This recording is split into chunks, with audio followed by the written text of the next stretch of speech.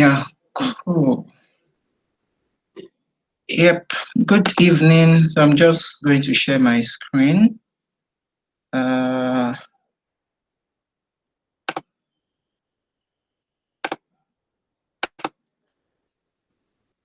evening, good evening. Can you see my screen? Yes, we can. Cool. Cool. Yeah. Good evening, everybody, once again. So this evening I'll just basically be talking about cognitive biases in decision making. Of course, you know me, I'm Emmanuel Ojo. That's my email. The link to my LinkedIn profile. And yeah, at the end of the talk, it would be nice to have some feedback on Slack, on email, WhatsApp, Instagram, wherever you can meet me, just to know, like, on a scale of 0 to 10, 0 being bad, 10 being great, how will you rate the talk? And what do you think I could improve on or do better? Just comments. It will really help me a great deal to do better the next time. Yes, so I think I'll just start with a question. Can you still hear me? Just to be sure I'm not talking to myself. We can, Emmanuel. All right. So I'm just going to start with a question. And it is, when starting a business, who should I seek out and listen to the most? Is it someone who failed in a similar business or someone who has succeeded in that similar business? Who should I seek out most? Who should I listen to the most? It's a question to everybody.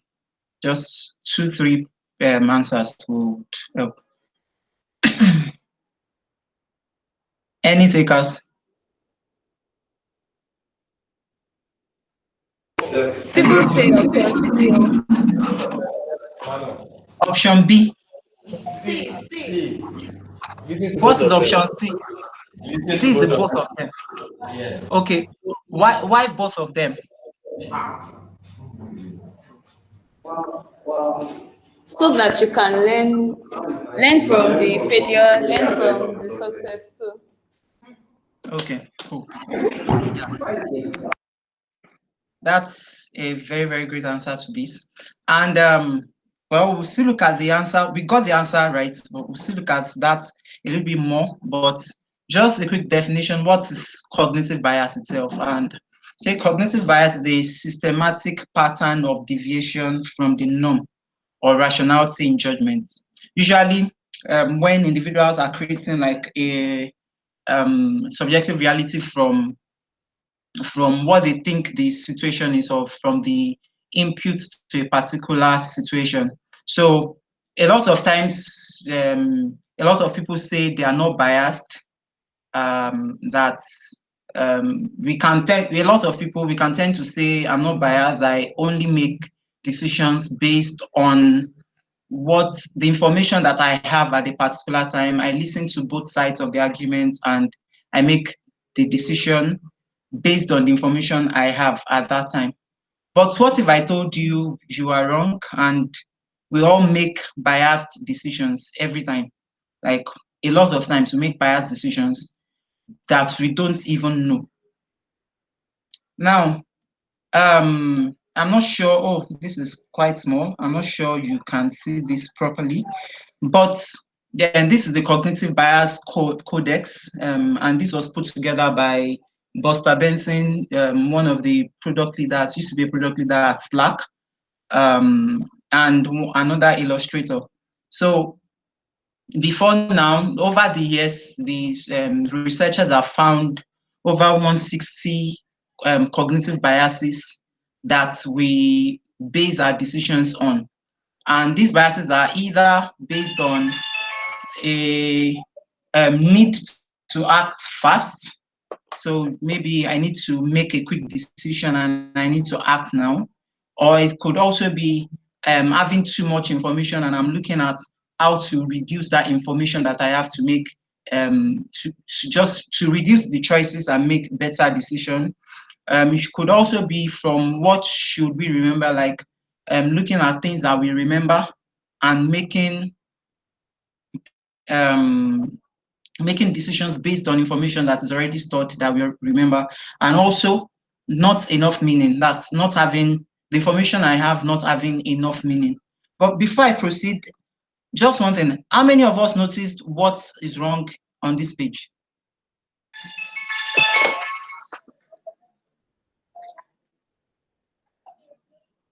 Hello. What I if told you. But did you notice it the first time? Yes.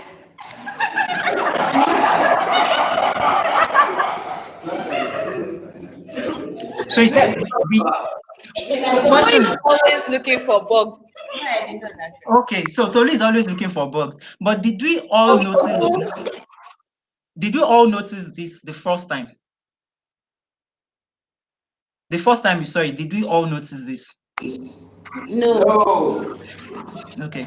And that's actually one of the biases. We sometimes make the decision of what the statement or a sentence means by the words that are in that sentence, even if they are not arranged correctly. We still, as long as we can catch the first two words, the last word, and we can see some other one, we know what it means, and we just read it as if it is correct. And this happens a lot to this a lot of times happens when you are seeing information on particular pages and you just think what is there is rightly spelled or something, but it actually isn't. So this is just something I saw somewhere and I just thought, let me use it if we were going to catch it. But for the bug catcher, well done, thank you.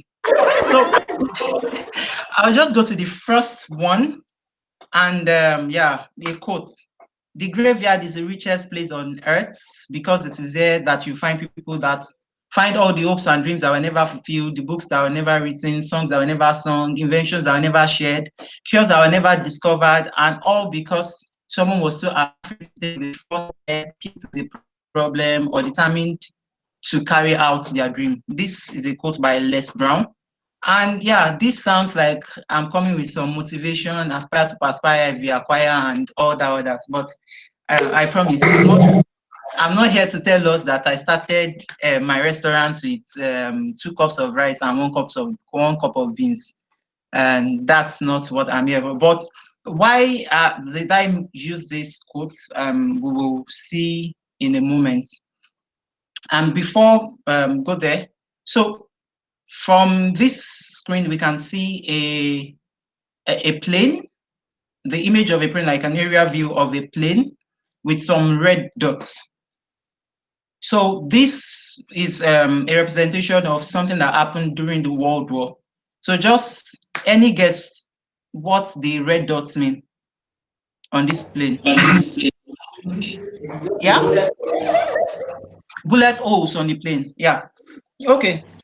So yeah, that's true. The bullet holes on those red dots represent bullet holes on planes, and during the Second World War, when different parts were trying to take over and become the world power and all that, yeah, of course, they all had troops, and one of the things you want to do in a war is to reduce your losses and to still be able to deal maximum blow to the enemy. So then there's this story that then happened around that time when the United States Armed Forces were looking at a way to better protect and reinforce their bomber planes that were going to war and coming back. So at that time, there were a couple of scientists, researchers, statisticians, and all that at home that were tasked with looking at all these problems, looking at different problems and trying to come up with solution to them. And one of the problems they gave them was actually a way to have better bomber planes that will go to war and come back, or a way to better protect their bomber planes that will go to war and come back with minimum losses. and minimum damage.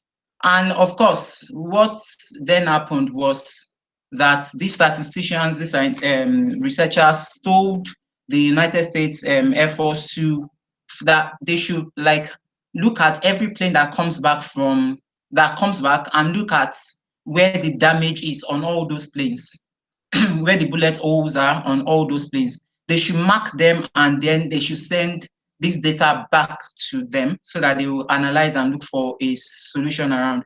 And of course, in building planes can be very tricky. You're looking at lightweight materials that will be able to fly, but also strong enough to withstand bullets and all that, being able to maneuver well and all that. So they can't just put metal plates anywhere. They have to it has to be based on calculations and all those things to find the best points to put these extra protections. Because then if the plane is too heavy, it won't fly, or if flies, you won't be able to maneuver well and all that. So after a while, the United States Armed Forces, they did this, they gathered all these data points and sent it back. And when they marked it on the airplanes, the bomber planes, they had similar spots on practically all the planes. And it is the bullets on the wings and the fuselage on the tips, wing tips. That's basically what they had on almost all the planes. So, of course, having these data points already solves our problem. Where should we protect this plane? Where's the best points to reinforce these planes so that they come back and have minimal losses? Any guess? Where are the best points? I can guess, but I'll spoil your presentation, so I'll keep quiet. Emmanuel. Okay. All right.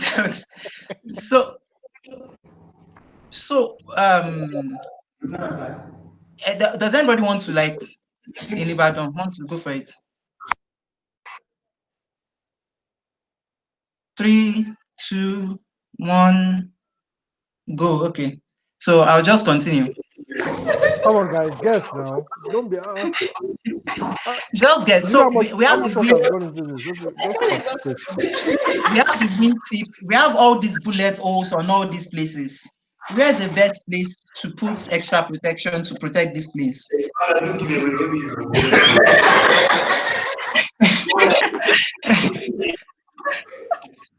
Thank you. They should protect that part where the pilot will stay. I don't know what you call it.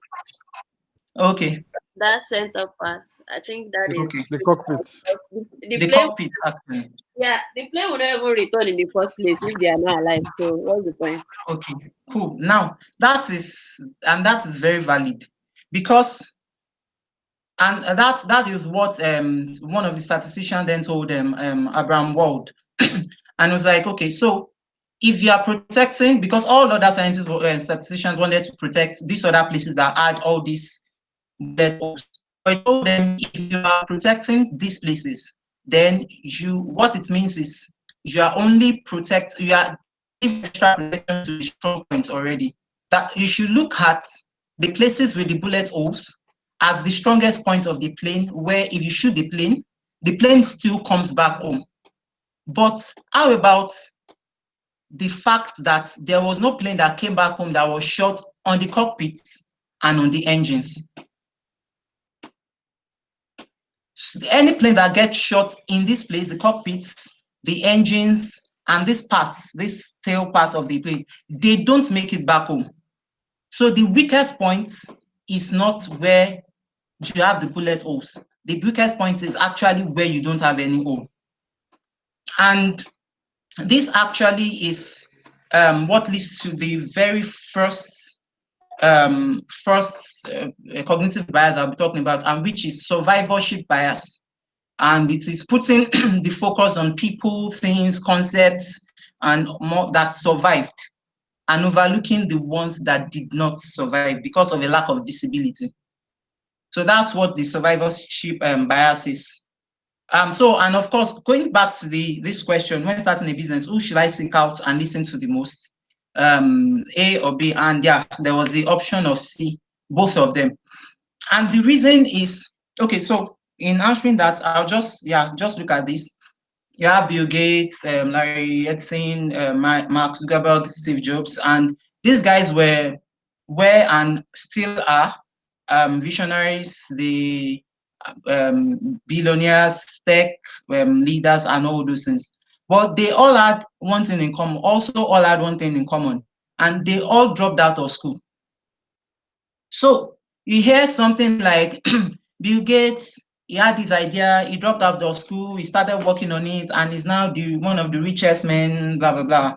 Mark Zuckerberg started working on Facebook, dropped out this. Racing was doing this, then dropped out. Steve Jobs was doing this, and dropped out. Then, okay, if I have a tech idea, I can just drop out of school and continue with this tech idea, and I will make it.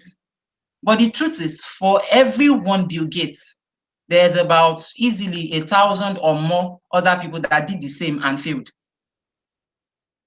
So a lot of times we focus the attention on the 1% that succeeded and forget the remaining 99% that actually failed, because we don't see the data of the 99% that have failed. We are only seeing the 1% that have succeeded. And that's the reason why there's the aspire to perspire that will say 2 cups of rice and this. For everybody, the person that started with 4 cups of rice and 2 cups of whatever and succeeded the restaurant, and the restaurant succeeded, there were easily 1,000 other people that tried and they failed. Then there was also a study somewhere that was saying for every published author, every best-selling published author, there's easily like 1 million other people, authors that published, finished writing, published, and made some sales, finished writing, published, and did not make any sale, finished and did not finish publishing, finished writing but did not publish, did not finish writing at all, and did not even start writing at all. So for all these people, it then means that if I want to like become successful in writing, as much as I am getting the data from the success point, the success data point, it's also very important for me to look at the invisible failure data points, because I'm going to also learn a lot from that. And which brings me to this, that the data isn't visible does not mean it does not exist. In making decisions, don't only consider those that survived. Your best decision might come from learning from those that did not make it. Yeah, and going on to the second one, and this, I'm sure we have heard this a couple of times. Of course, it can't be wrong. He is a boss, so of course it can't be wrong. He has been doing this for so years. Of course, it can't be wrong. He knows everything and things like that. And that will bring me to this also in around the 1961, named Stanley Milgram. He was working in Yale University, and this was like after the Holocaust and all, and he was trying to study the psychology of genocide to see if some of the people that partook in this genocide, they were actually working based on instructions given by authority, or they just did it because they loved it and all that. So in a series of psychological experiments at Yale University, the experiment was called the Milgram experiment. And for these experiments, they reached out, they published like a poster, like an invite to volunteers to come for a day, 1 day experiment, and they were paying them about $1,000. I'm not totally sure of that. As a teacher or a learner. So when this experiment was going to happen, people came in pairs, and what they'll tell them what they'll be doing is actually somebody will act as a teacher, someone will act as a learner. What the teacher will be doing is practically reading out a series of word pairs to the learner, and the learner will have to repeat the word pairs. So for every failed point, every failed word pair response, the teacher has to like put a level of electrical shock to on the learner, and has to keep going on and on until starting from 15 volts until they get to 400 volts, and on like that. So these two people had to then draw cards. So there was a third person that acted like the experimenter. So these two people had to draw cards, and the person that drew the teacher card has to be the teacher, and learner has to be the learner. And the teachers actually thought they were volunteering, they were assisting the experimenter, but they were actually the subjects of the experiment, whereas the learners were actually actors that made it look like they were learners. And the card, in drawing the card, they only had teacher on both cards. So after drawing the card, the people don't read it themselves. The experimenter looks at it and says, oh, you are the teacher, you are the learner, to just make it look like nothing is rigged and everything. So what then happened afterwards is they put the learner in an electric chair and strap him there, just telling the teacher that they don't want him to escape. That's why they are putting him on the chair. And then the experiment, so they separate them. The teacher goes to another room, the learner goes to another room. They cannot see each other, but they can hear one another. So the experiment starts, the teacher starts reading word pairs, the learner has to repeat them. For every wrong one, they has to apply some electric shock. And before they started, they actually apply some electric shock on the teacher, just so that they know that that is real.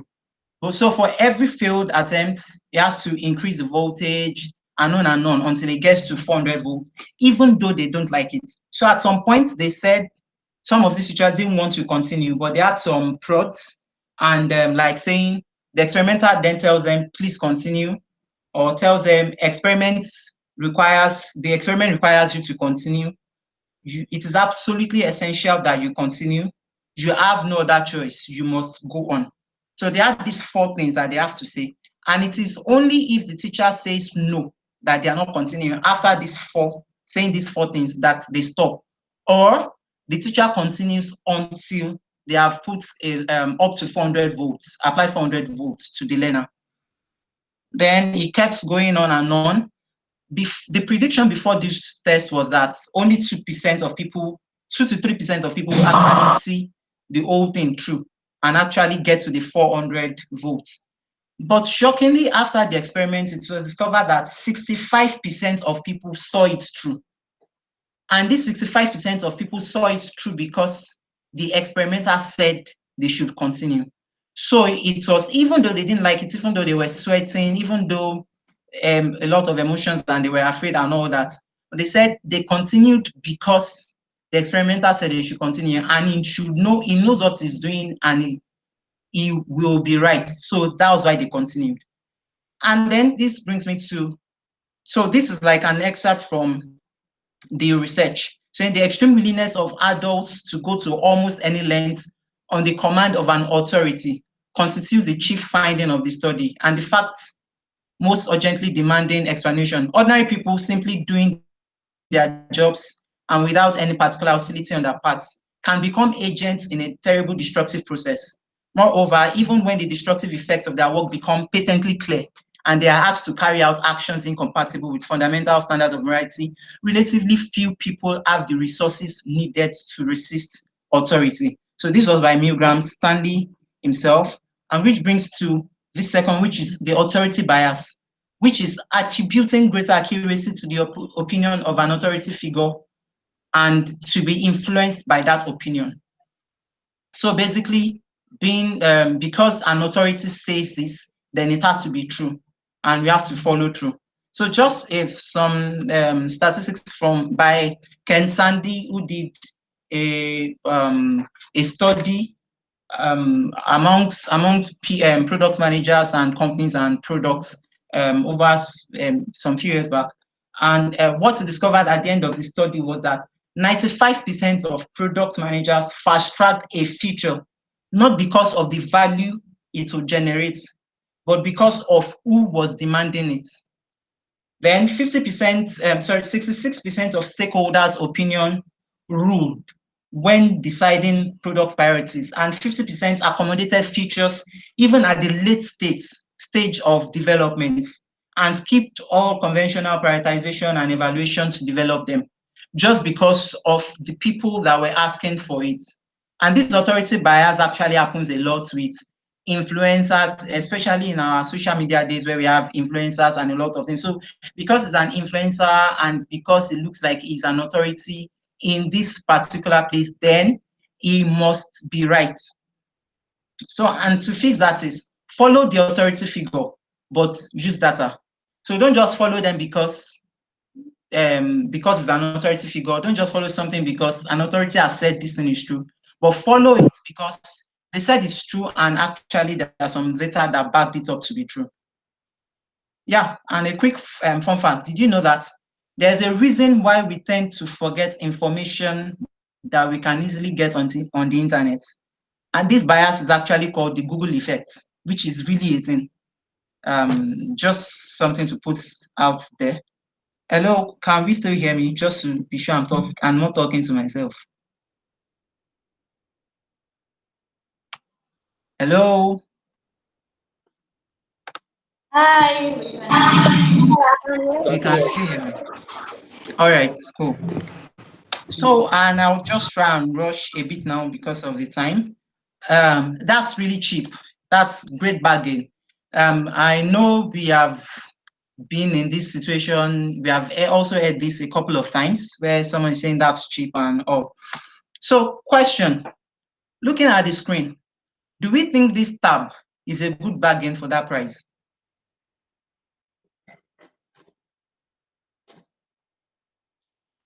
And if yes or no, and why do we think so? No. No, why? It's undervalued.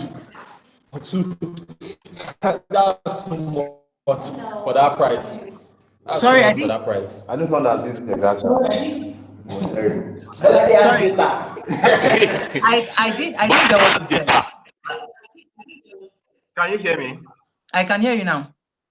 Hello. I can hear you. I can hear Yeah, you. I know personally. I know someone that's used this tab before, and I've also used it before. Yeah, I would say It is. I would say that with everything I can see there, as the price is too low right now, it's not an accurate reflection of what's the name of our current realities to price it at 40K. It's 2 gig, 4 gig RAM, 4G, and it's a pad. Okay. That's another data point. So it's a data. So someone else. Okay. So what if I ask that? What if I said that this tab actually used to go for 98,000 naira, but you can get it for a bargain now at 39,999? Would it then be a good price? Nobody is buying it then. Like, why did they drop the price? Something wrong. By more than 50%. Okay. So Too much and it makes me suspicious. So we are saying, so and just to summarize, so Bolade is saying that he knows someone that has used it and the tab is not worth that price. Timmy said that it's undervalued because of the current price that is there. It does not meet our current realities. And Shade, is it Shade or Shade said that price difference is too high. At Shade and Timmy, that is too high.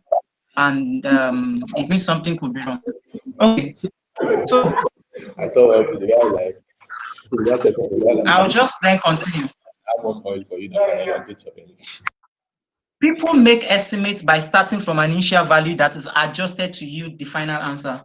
Explained Amos and Daniel in a 1974 study.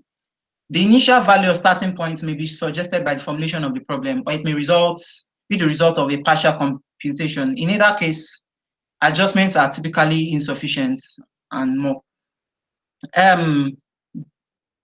Yeah, this bias actually, this that part that we're talking about is actually the anchoring of focalism bias, and it is focusing too heavily on an initial piece of information while making subsequent decisions.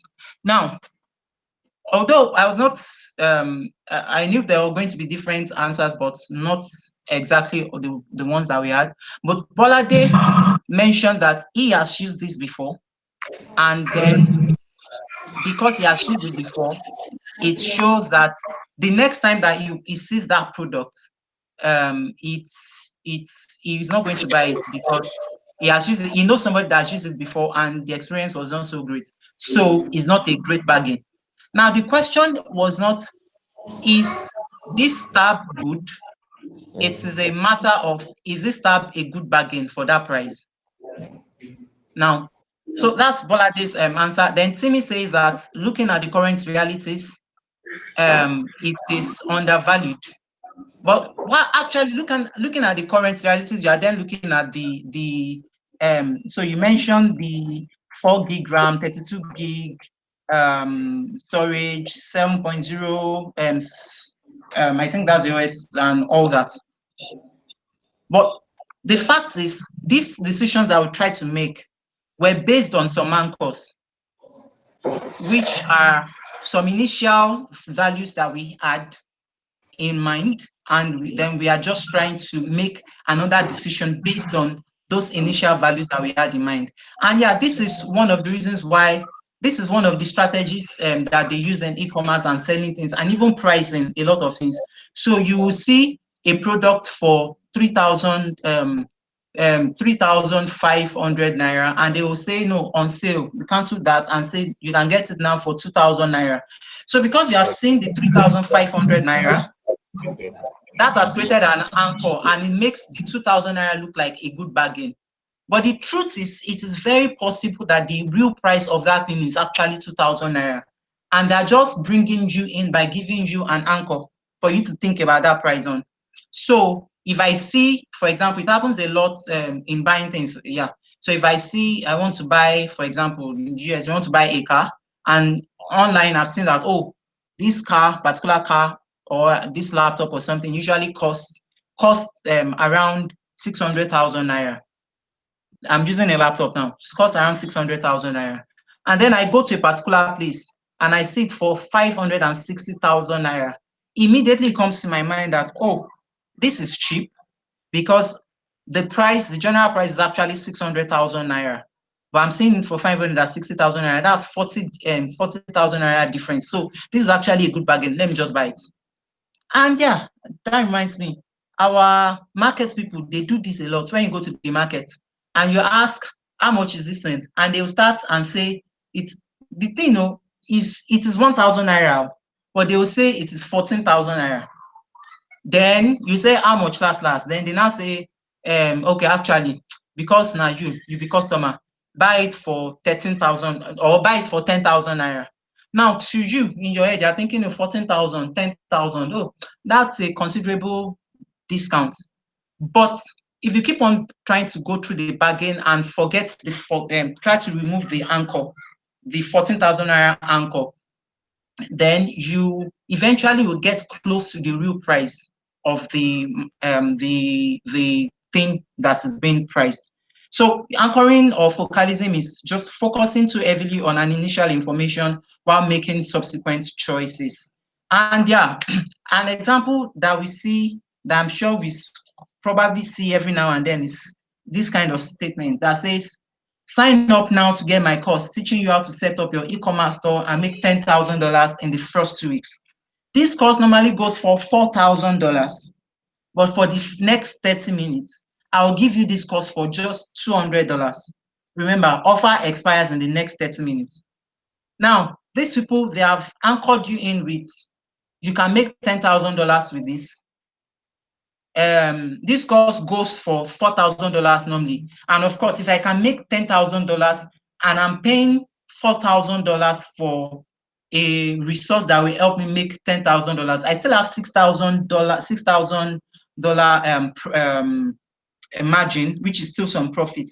Then they then say that for the next 30 minutes, I'll give you this $4,000 thing for just $200. And this thing works every time. Like I was watching a talk by Neil Patel recently, and he said for every webinar he does, this works every time in every webinar. At least one person will sign up, and he makes money, and on and on and on like that. So that's the anchoring bias, bringing people in, bringing you in because of um, um, a particular information that you have initially to reel you into, to reel people into, then or people reeling themselves in and making decisions by comparing every other information that comes up with the very first information that they got. So, and this is break the anchor every time. You might get ripped off if you don't. And another one that is kind of yeah, another fun fact is there's a tendency to actually associate more positive attributes to women than men. This bias is called the women are wonderful effect, and the women are wonderful effect is the bias that tends to believe that women are women are good people, women have better positive attributes than men, which usually a lot of times this is not true, but this is also one of the biases that we have. The women are wonderful effects. We can check them out. Yeah, thank you. I think that's where I'll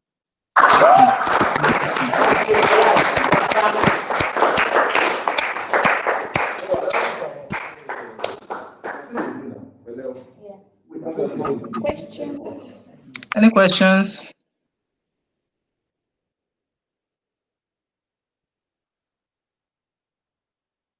Questions, comments? Any questions? Any questions?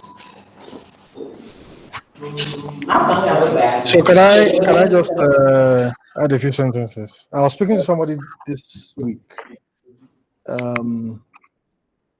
and the person said when they were starting their business, they sort of were anchored on a particular thing, that they were going to have tens of thousands of customers in a particular country. And as a result of that, they invested a lot of money, gave the money to one of the monopolists in that country to build up the structure for the business. Fortunately, a few years down, they still haven't recovered their money. And that is partly because of one of the biases that Emmanuel talked about. You know, when you just Google something, like it happened to me this week, I did analysis, and when I did my analysis, Mauritius was number one on my list, but it just didn't make sense to me. So when I spoke to someone, and then we're talking about Mauritius, and during that call, it occurred to me that Mauritius is actually a tax haven. So money goes into Mauritius, but the money doesn't stay in Mauritius. So people who want to invest in other African countries, for example, they'll take their money into Mauritius and they'll spend it elsewhere. So they'll invest in, so a lot of VCs that spend money in Nigeria, for example, are probably domiciled in Mauritius, and then they spend money in Nigeria, Kenya, and South Africa. But if you're looking at capital inflow, you see a lot of capital going into Mauritius, and you think, oh, there must be a lot happening in Mauritius. But not a lot was happening in Mauritius. So that's an interesting bias. So I think that was a brilliant presentation by Emmanuel. Well done. I'll look at your slide. Emmanuel, Wale has a question. Okay, all right. So my question is, how do we avoid biases?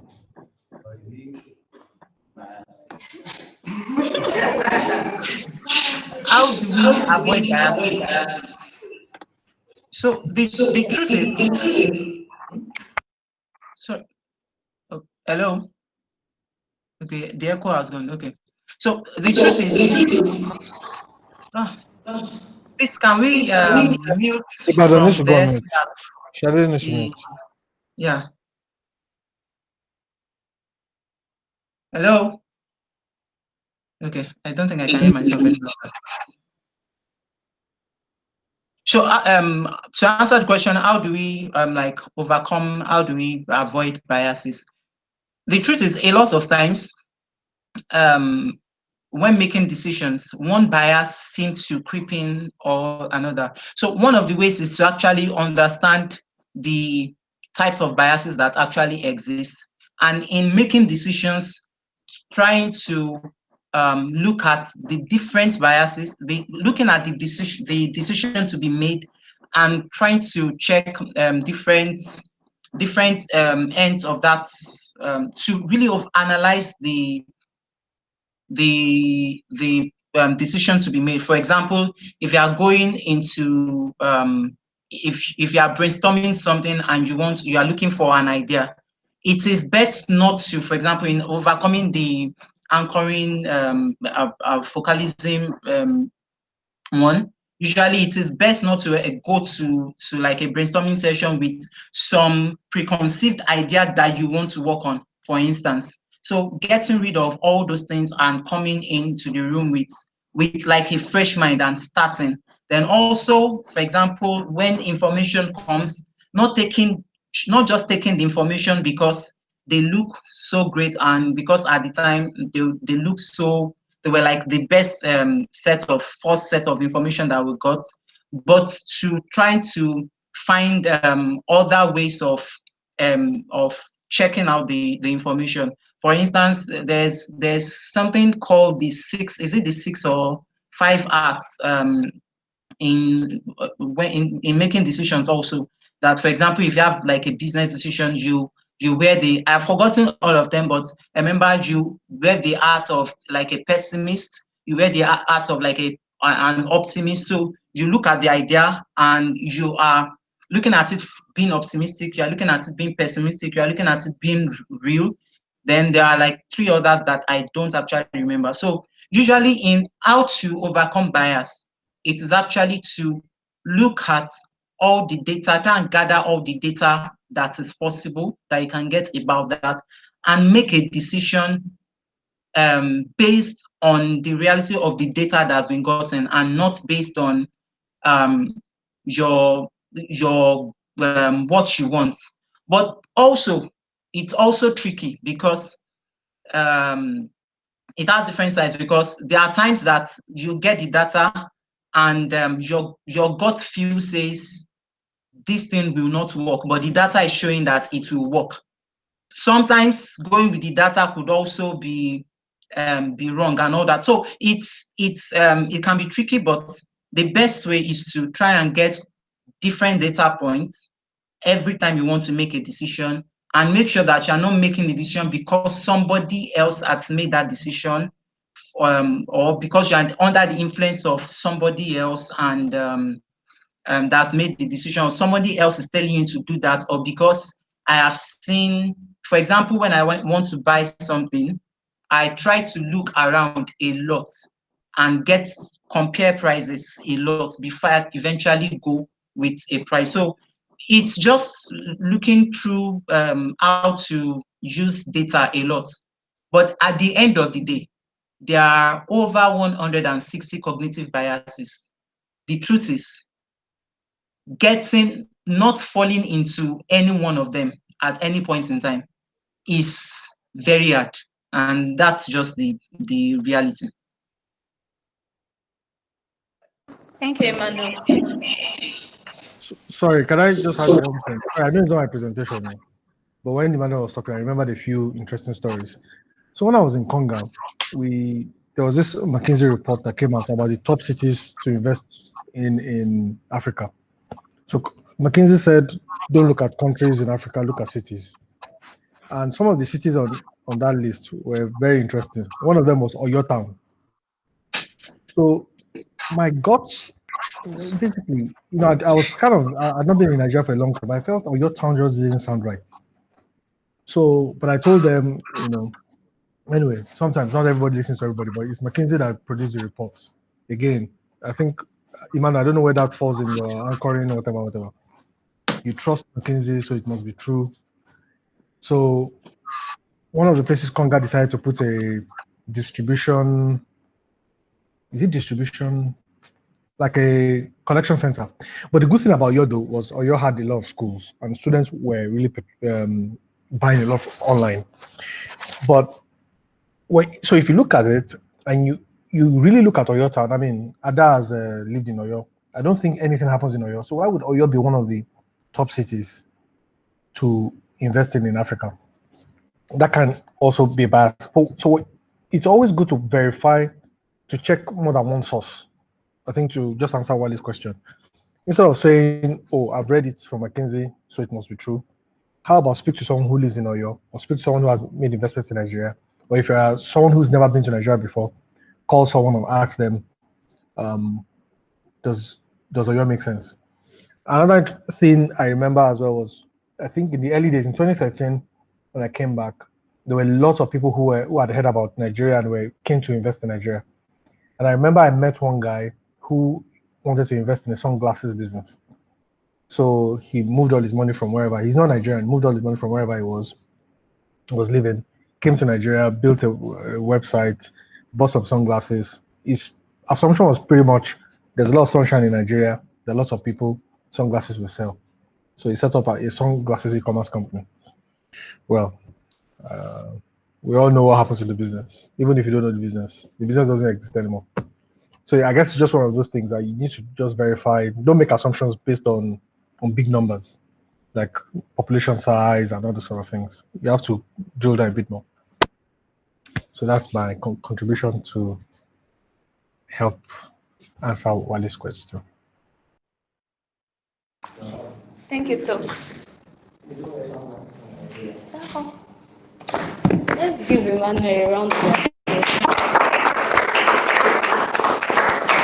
Thank you. So, I think we've come to the end of Koти Talks for today. So, and it happens that this is the